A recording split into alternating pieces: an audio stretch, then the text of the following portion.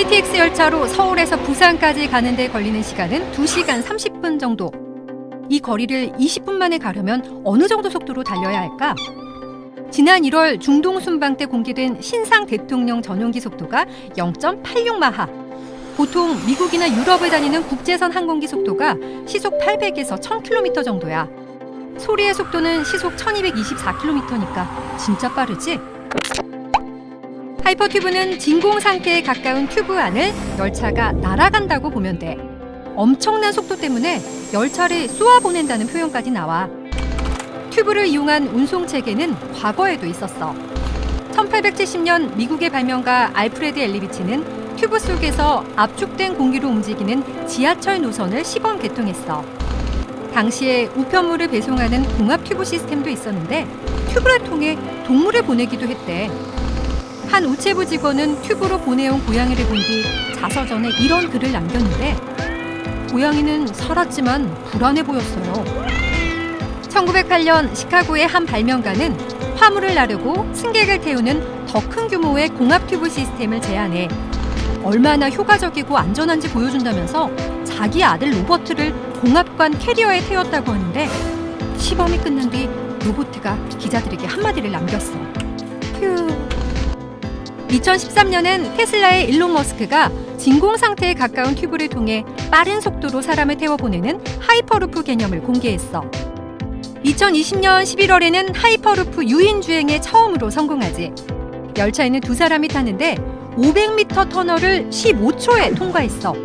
첫 유인주행을 안전하게 마쳤다는 점에서 의미가 있지만 최고 속도는 시속 172km에 그쳤어. 같은 시기 한국판 하이퍼루프, 하이퍼튜브도 시험에 성공하지.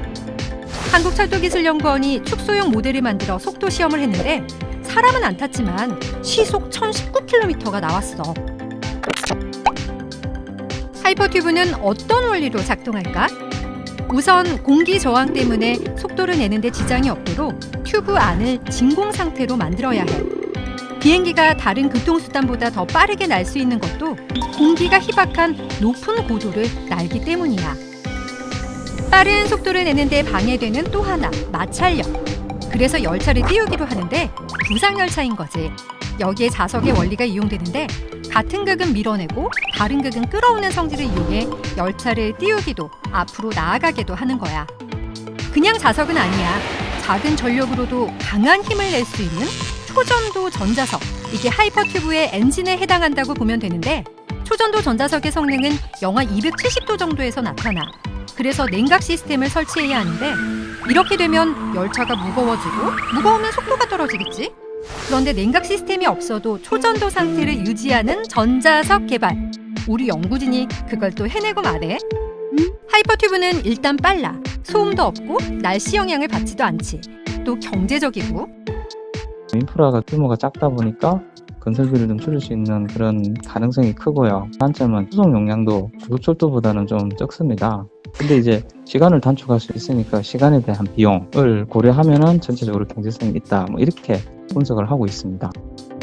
게다가 전기를 이용하니까 친환경적이야. 상용화된다면 사람의 이동뿐 아니라 물류 운송에도 획기적인 변화가 일어날 거야. 사람들이 수도권에만 집중하지도 않을 테고 부동산 시장에 큰 영향이 있지 않을까? 아직 기술적으로 해결할 문제들은 있어.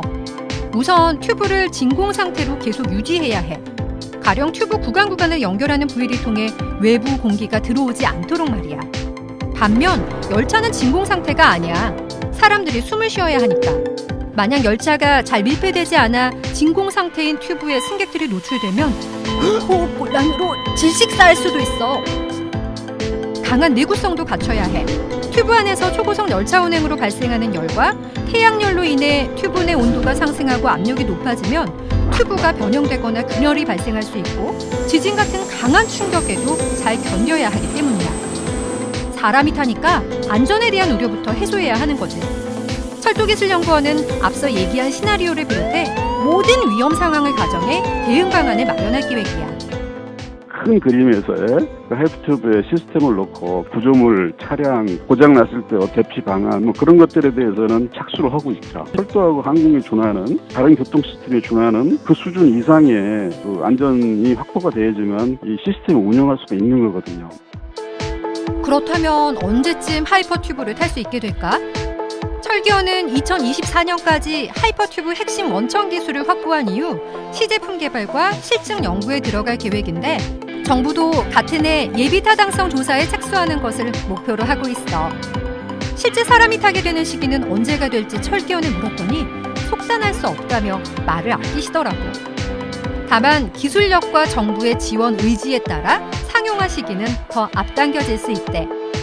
참고로 미국의 최신 기술 전문 조사 업체인 럭스리서치는 하이퍼루프 상용화 시기가 빨라야 2040년이라고 전망했다네.